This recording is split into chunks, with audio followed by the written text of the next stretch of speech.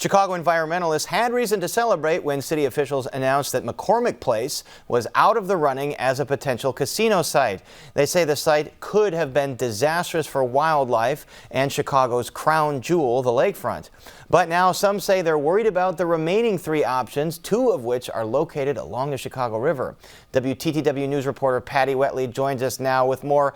Hey Patty, so remind us about these remaining sites and their proximity to the Chicago River. Right. So one of the sites is on a parcel called the 78, a huge area up for development along the river between like the South Loop and Chinatown. Another is on the river where the Chicago Tribune printing plant is. And then the third is right across from Soldier Field. So still kind of along the lake, but set back a bit. And the concern from some environmentalists is that while everyone was so worried about, a casino spoiling the lakefront, there's been so much work done to get people to think of the Chicago River as an equal and natural resource.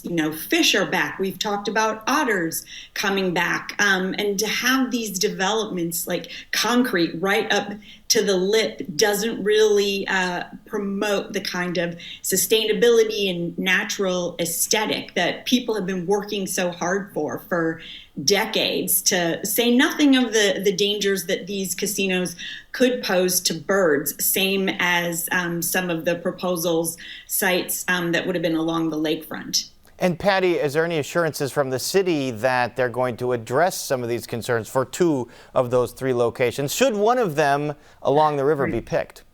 Well, all of the locations, according to the city, have had to meet or exceed the city's sustainable development policy.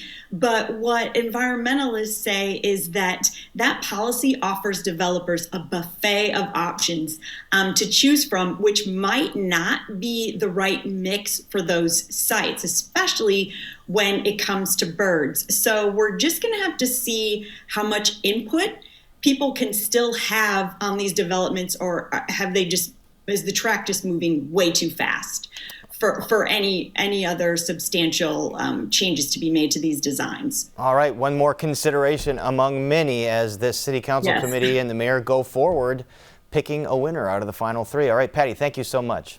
Thanks, Paris. And you can read Patty's full story on our website. That's at WTTW.com/news.